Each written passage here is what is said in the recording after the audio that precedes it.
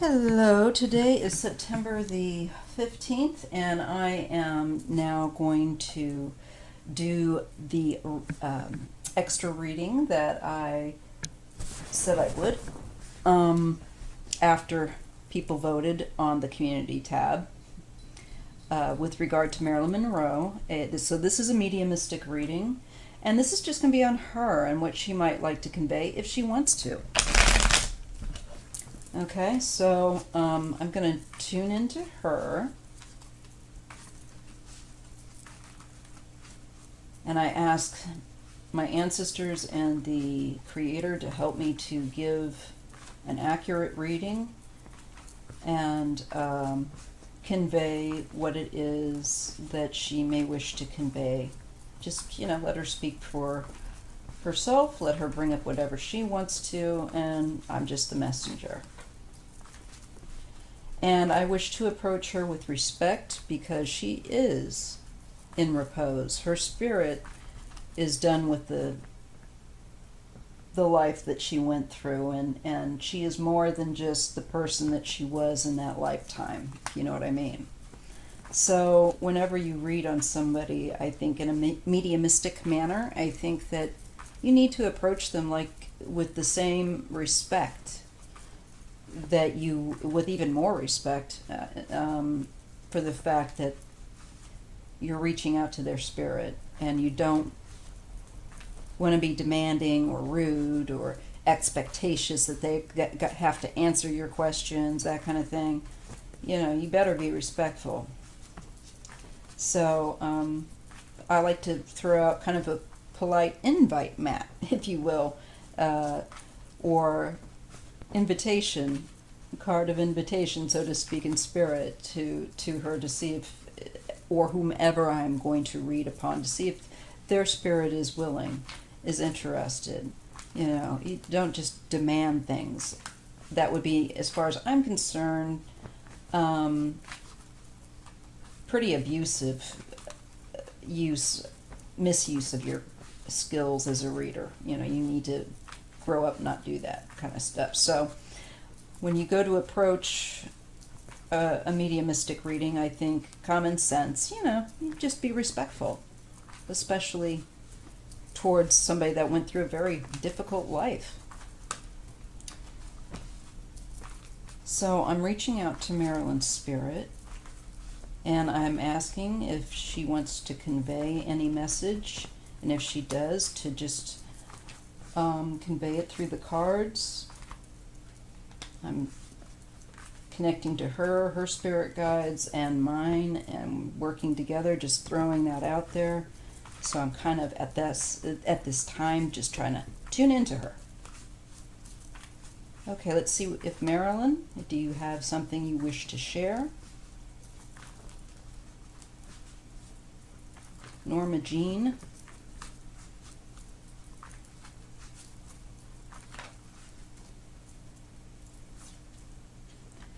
She wants to clear something up.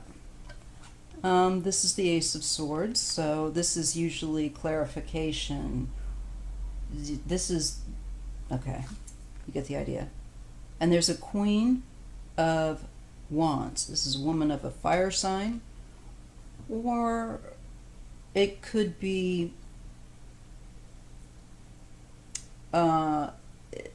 if it doesn't indicate somebody who is a fire sign, they have very fire sign type of traits that we associate, like magnetism and charm, and they're usually, many times, people who are fire signs are in the entertainment industry. But whoever this is, she's wishing to make something clear about a specific woman or persona.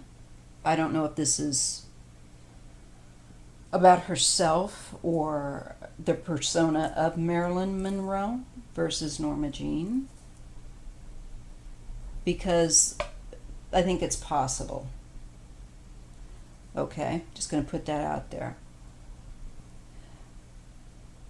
The Queen of Wands is typically in its positive dignification, a very magnetic, charming woman that is radiant and you can't miss her, you know? Like Marilyn's personality was when she was in her Marilyn personality. Being the Gemini, I'm feeling like I'm getting that, you know, she's saying to me that these are two distinctly kind of different components of herself. That the Marilyn component was for her work, her public face, but it was not entirely who she was. This is, you know, in part her created content that she marketed and as an actress and had to deal with the confines of that role of being seen within the limitations of this beautiful, you know, blonde bombshell. You know, she was just a magnetic, gorgeous woman. But she's wanting to make something very clear about a woman, and I'm presuming that it's perhaps this persona. We'll know with more cards here. Yeah. We have the Wheel of Fortune, which deals with time, cycles of time and change, ups and downs. And I think, you know, we can definitely look at it as a specific cycle of time, as a lifetime.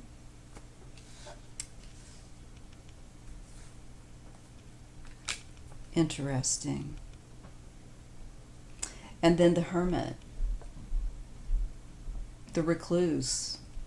But the person who is quiet, that likes to pull back, and is interested in a lot of, I'm just going with what's coming. I'm getting a lot, so I do feel like I'm connecting to something with her.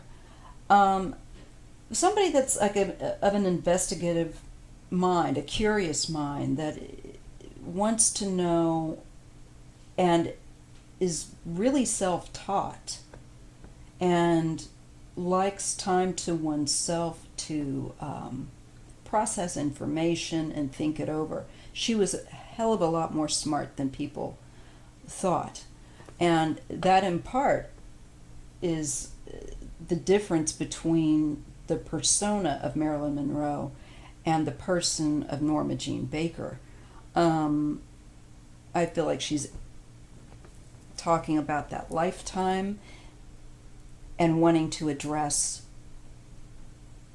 and clarify between this persona of hers that was part of her, but was a certain part of her, and another part of her that is a lot deeper and very different than the persona. People need to be aware that she, and a lot of people are, but it's so easy just to think of her as Marilyn, the actress that had problems and, you know, was unhappy and tended to have substance abuse problems and mental health issues.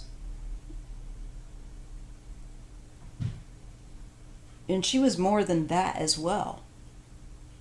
Yeah, I'm shown a very thoughtful person, very shy in many respects. So I feel like she created that persona, which is the more confident part of herself. The part of herself that she utilized to communicate with the public and in her business life. But privately, I feel like she was an truly much more withdrawn person. We have an interesting aspect of very different people are complicated, you know. Um, and I think she's pointing this out about her personality and who she was in this lifetime, and that she was multifaceted. Okay, you know, not just this goddess of this of the screen. There was so much more. So you know, that's important to her to convey. I think I'm on track with this, and that, you know, she hopes that people will look into her life with more awareness, read between the lines a little bit more. Definitely.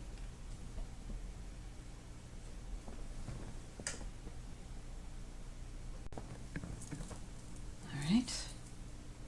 We have the Knight of Cups, and vertically under the Ace of Swords.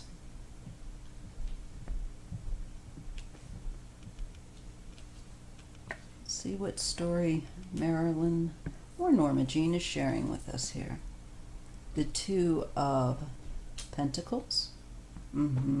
She's talking, I'm feeling especially here, I got his flash on, talking about the dual, like the different parts of her personality here. And the fact that she's a Gemini and it's represented by the twins, and we have twins here, and this this is very interesting. Thank you, Marilyn. We get a Queen of Pentacles here and an Eight of Pentacles. She's seemingly wanting, I think, to talk about different aspects of her personality, which makes sense to me, because one of the things that she was involved in at the time in the 50s that was coming more in vogue and was, and certainly also had its side of a dark side of abuse, was psychiatry and understanding them, trying to understand the mind. She was under the care, because she had mental health issues, of a Hollywood, pretty sure he was Hollywood, therapist that she was very dependent upon. But we're not talking about him right now, and I'm not going to go into that guy. I can't think of his name off bat, but a lot of Marilyn Monroe enthusiasts will know who he is right off the get-go. But I see Marilyn as being she was always very interested in how her mind works and how the mind works. She was a very intellectually curious woman, multifaceted, multidimensional. We need to know that about her, because so much more to her than just this one component that we so identify her with.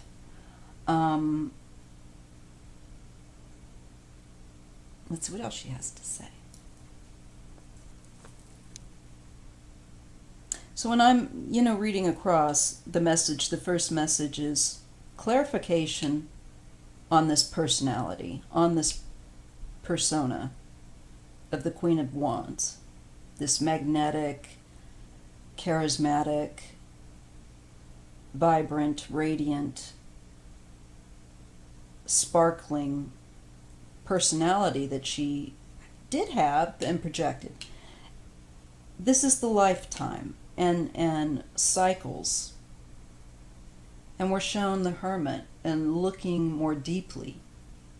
And I think that she has also saying that she's reflected upon her own life and perhaps even other lives. But she's looking at a very deep dive type of look into cycles in her life, and at different points of that life, of her childhood, of her adolescence, and her, there's so, to me, it's like the processing of that life she's talking about, and that part of who she was,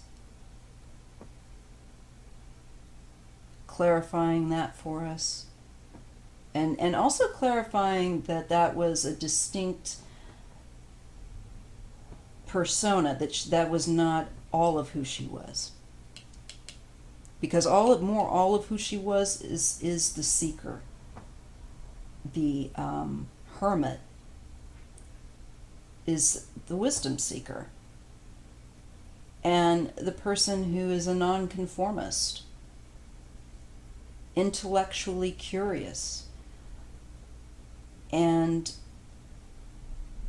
very much self-taught,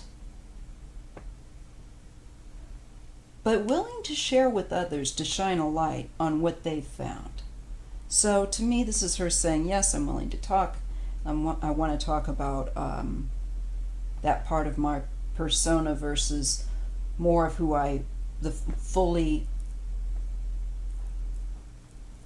more full part of who I am. So she's going to point that out. And here we have the Knight of Cups and the Two of Pentacles. This is talking about, again, I feel like this very romanticized tendency toward her, that she's wanting to bring clarity to. And it was also, I also feel like this Knight of Cups is a bit of her energy at that time too, because this was a persona that she created and projected forward, and was known to say to people, if there was photographers around or press around, like, watch. And then she would slip into her Marilyn personality, and they would it just would happen. I mean, pictures being taken, she totally switched that on. So she demonstrated that for people that she was getting to know. Watch, I'm going to do this, here's when I go into this personality,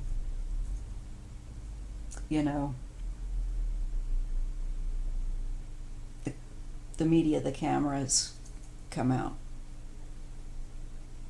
It's like, isn't it crazy? And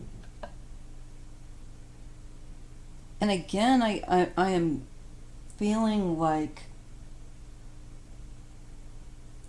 she's wanting to convey also that she, I feel, was far more studious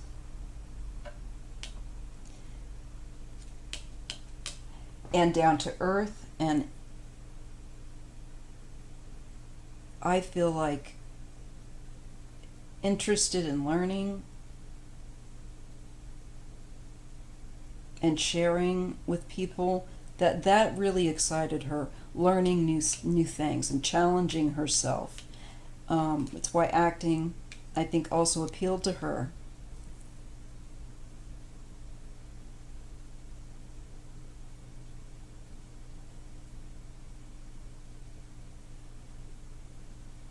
And I'm just getting something here with the Hermit and the Eight of Pentacles. This feels like something she did over and over again. I think this is, again, involving the exploration of acting and the exploration of her own consciousness, of her own mind, and why she thought and felt the way that she did. The whole ball of wax. She was very curious about what made herself tick and what made other people tick.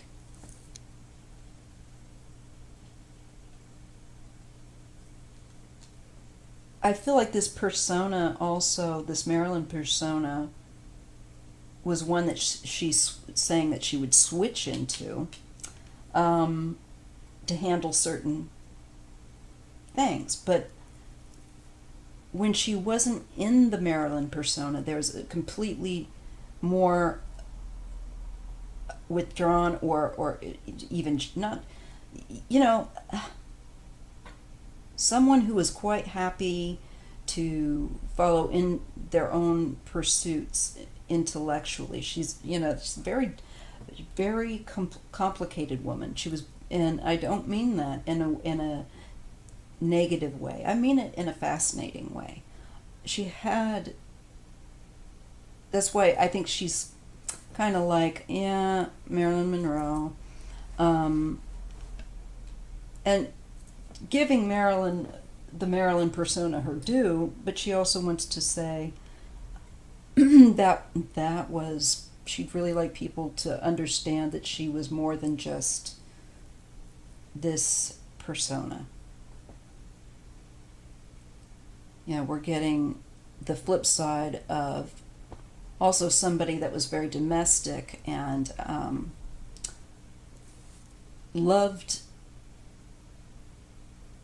the home, wanted to have a home, wanted to learn how to do things. I feel like this is her love of cooking and of trying. She was supposed to be a good cook.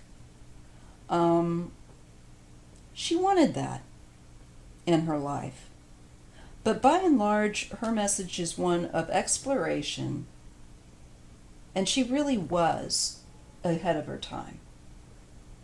And that was part of the problem with women in that, not with women, but for women in that era, is that they weren't taken seriously. They were given a very limited role in life, literally, and that was really difficult for her because she was so intellectually curious and wanted to explore and learn new things and incorporate it into her acting. And that excited her. That is what she pursued. And she valued her privacy also. In a way, the Marilyn Monroe personality, I feel like, was a buffer. Because behind that was another part of herself that was much more to herself, much more withdrawn, needed downtime to decompress, and wanted to be more anonymous, didn't want to be in the spotlight. Two very different parts, distinct of her personality. A part that loved being in the spotlight and was very extroverted, and a part that was very the opposite, as more introverted and wanting to know what makes them tick and other people tick, and looking at life with a great deal more depth than, again, I feel like she's wanting to say, than the Monroe personality is understood. She's just seen as an empty vamp, so to speak. But she really wants to make sure that people understand that that's what that was. I mean, it's complicated to try and describe, but I think you guys are getting what I'm laying down. We get the Knight of Swords. It's interesting that we get two knights here, okay? Which, the Knight of Swords energy is a rush, is quick. It can be reckless. And the Knight of Cups is not as aggressive, not as fast, not as in your face, is more gentle and empathetic, and will definitely come from a place of emotion and empathy first. And she's wanting clarity. There's something here. I've got to come back to it, though. Okay, Five of Cups. This is loss and emotional, really affecting depression, sense of loss.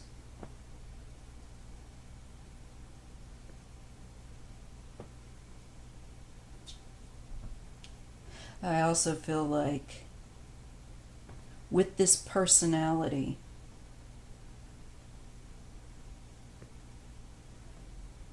she suffered a great deal, as we know, of unsatisfying emotional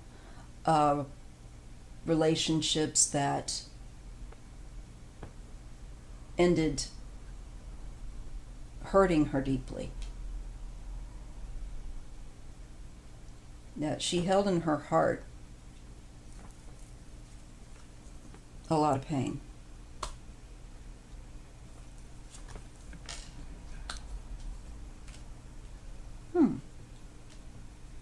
This is interesting. Sometimes I will read more vertically initially. But let's read this horizontally. So this last row of 3 that she's giving us, she's talking about this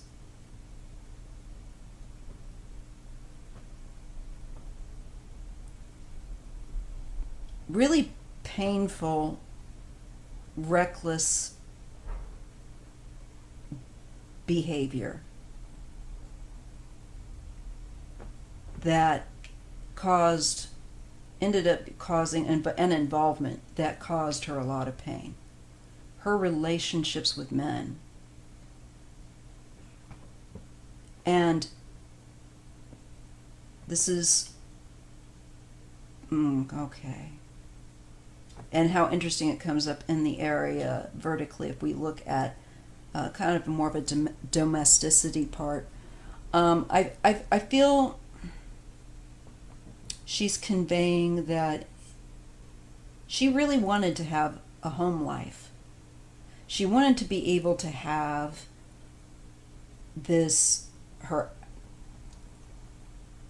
be able to be an actress and to have a home life, to have this dual, these two things in her life.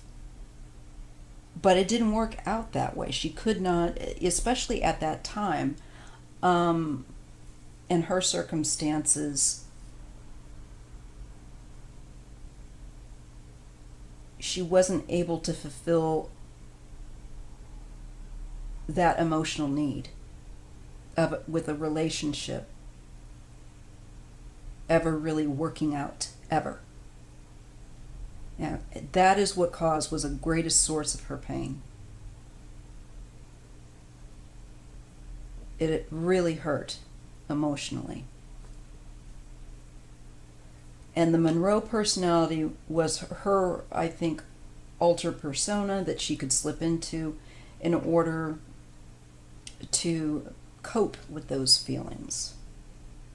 Kind of an escape, but not entirely an escape, because that persona was a trap in some ways as well. It had its hard limits. I think the fact that for her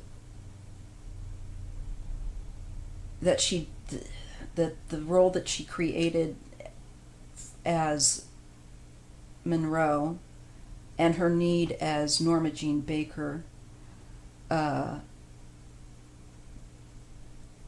Marilyn Monroe, being in one body, it was hard to try to end up being happy and satisfied, because on one hand she wanted a very kind of to have what many actresses have today, but also it's very difficult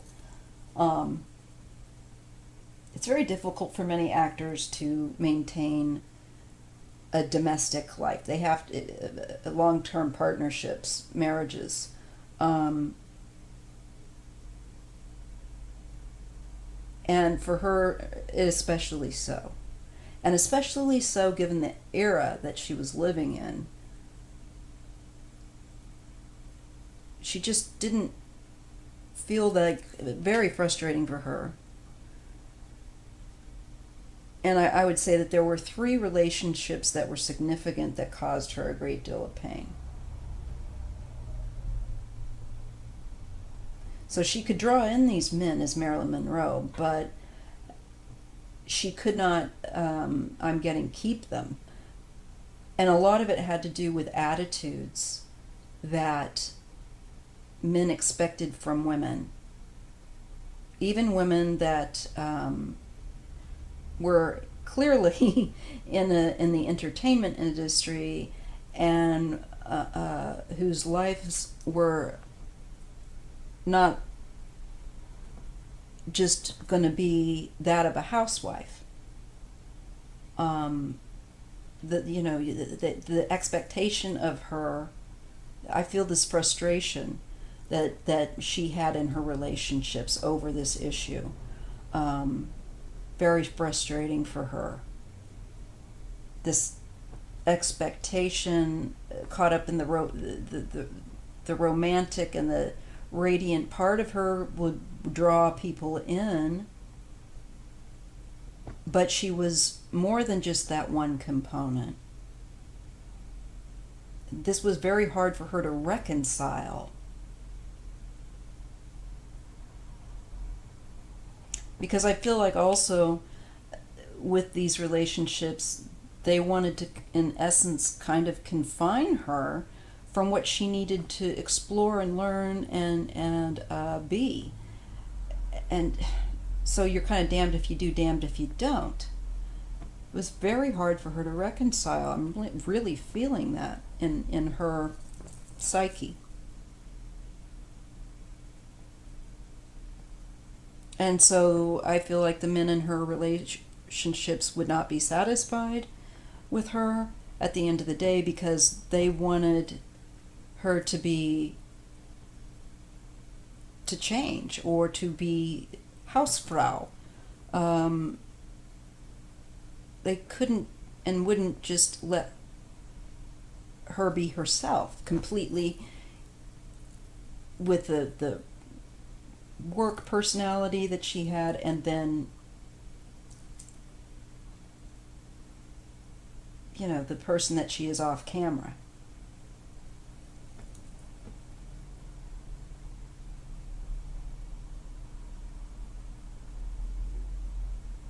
Mm-hmm.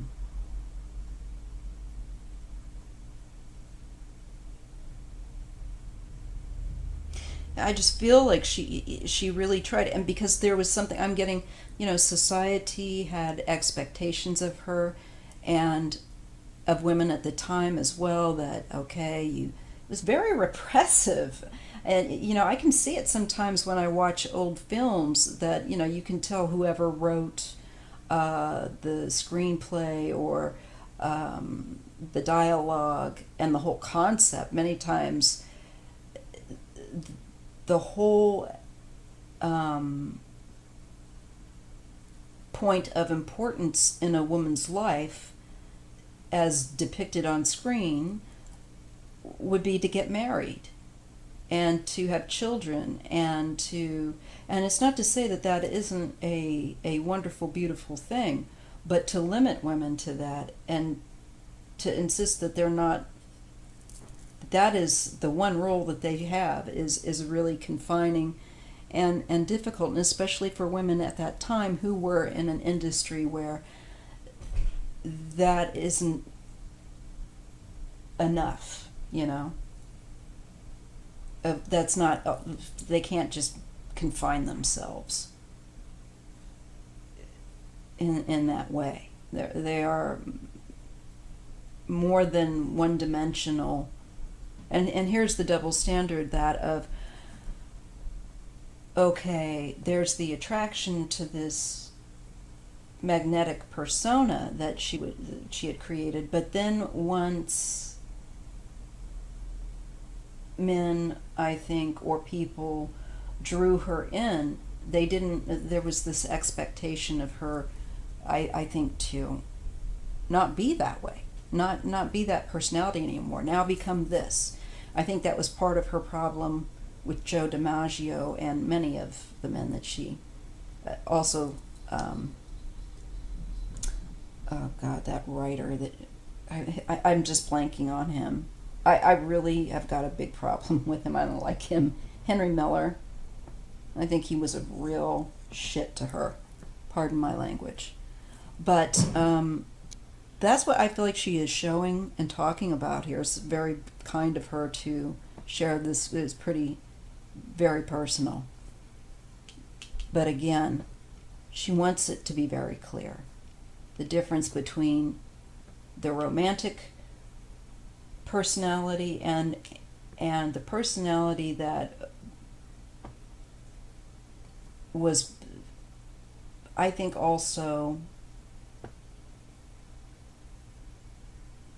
pushed. There was, she, you know, the camera could be her friend or her enemy, is what I get. And most of the time it was her friend. But I'm getting that when she was in a bad place, you know, oh, how they loved to take pictures of her looking a mess and upset. And it was just cruel. I'm getting this from her here with that.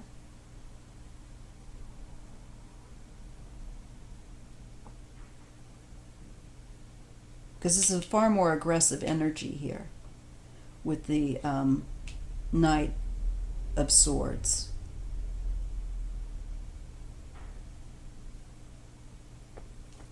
Definitely wants to convey the different aspects about who she was and the frustration that she had being who she was, because there was so much more to her than just the image that we have, that we all fallen, many of us fall in love with and enjoy.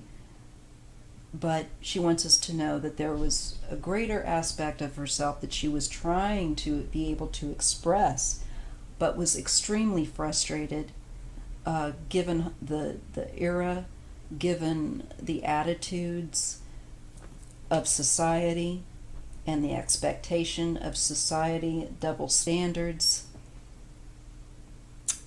Again, we get these two very different parts of her persona I'm feeling here merged, you know, as one in who she is, and that she was trying to convey this, and that's what appealed to her through acting, because she could convey these different aspects of herself. She took it very, very seriously. And here we have, I think, her search of knowledge. You know, she did a lot of, when she went to New York, and the acting, she took that very seriously. She's very, very, very, very studious, and especially about expression. She's talking about acting here, and how to feel and express and dig deep and find these things. So I think part of her journey with learning about her own mind and the things that she read about and went over, I mean, I feel like part of also what she would do would be, I see her up late at night reading, and just a thirst for knowledge and information. That's definitely Gemini as well. Her mercurial type of mind at that time, and with who she was. Being that I also have Mercury as my ruler, but I'm a Virgo, I can understand a great deal of how a Gemini thinks and expresses themselves, and the need for the communication, and to that acting being a great means of expression, of being able to express so much more of who you are more fully. She was very much, I'm getting very much ahead of her time intellectually. And it's a shame that she didn't live longer, because she would have been a fascinating, had she been able to survive through the affairs and the relationships she had that hurt her so much. And I think that also ended up causing the loss of her life. I think Marilyn was definitely, if you look at my other reading, helped to end her life, so to speak, by the people she was involved with. I think she was a liability with how much she knew, and she was getting involved with powerful men that were at odds with each other and that knew each other. She was too much of a risk in the eyes of, I think, frankly, government officials. And I'm not just talking about the Kennedys. I'm talking about intelligence and the people at that time that were involved in, like, our CIA and FBI. The one that didn't like the Kennedys so much. Anyway, I feel like that's what she is conveying about herself. That the expectations of women in that era was, and at that time, was very domestic. And very hard for women that were not, had very public lives of an entertainment industry. You know, it was kind of seen as much more, unless you were Doris Day, and she certainly was not Doris Day, they made a lot of assumptions also. They didn't really know her. They were hooked by a created persona that she was using in her life, in her acting, and for entertainment, her livelihood. Okay, I'm going to pull 2 more cards and then I'll round this out because we are at already 42. But she feels also very much hurt. Again, we get a lot of, the 3, in the 5 of Cups, there's the 3 that are overturned. Typically in this deck, they're not shown overturned, but typically they are a loss. They represent a loss. And they represent, I feel like, the loss that you can see also in the 3 of Swords. Very painful, heartbreaking experience, and a sense of division, a sense of someone, of an unexpected betrayal for somebody else's sense of security.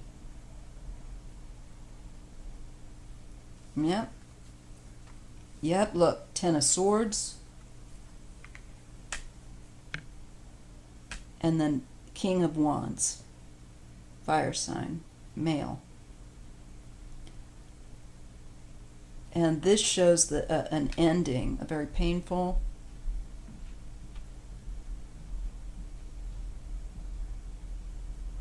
ending. And I don't know if this is the person that I feel like,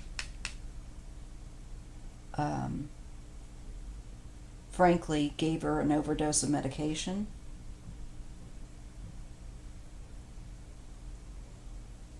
But I do feel like this is a man that is responsible for her death.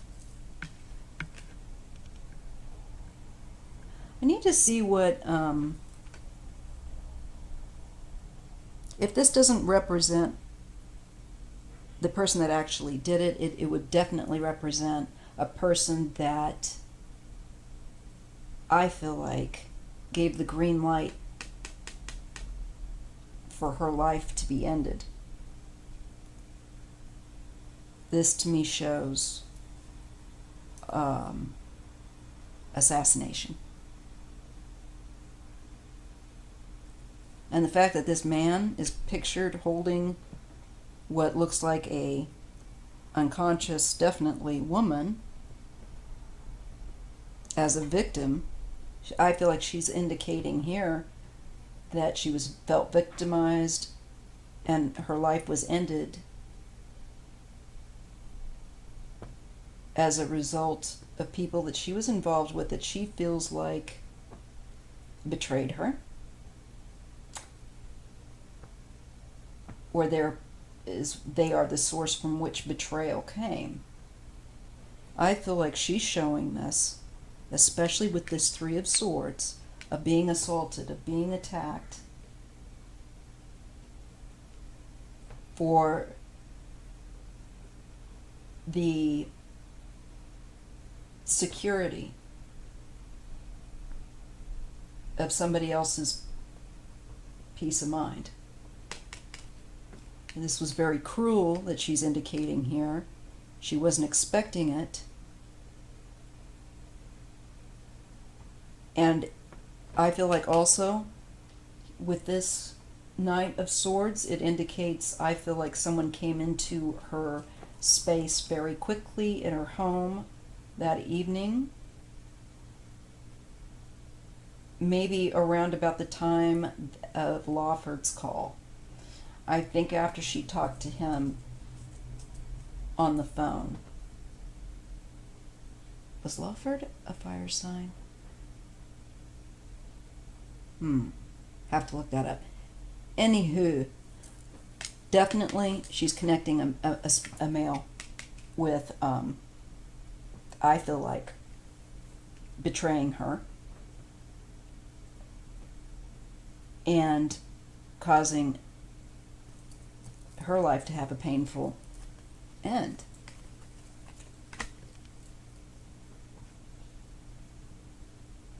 This shows she's talking about absolutely combative, argumentative energy, where she felt like she was trying that she had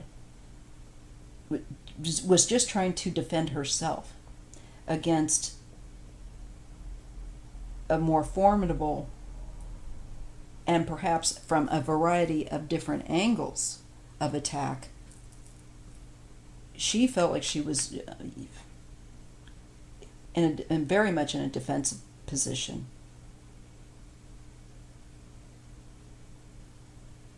And arguing with someone. So we know who that was. We know that it was the Kennedys, and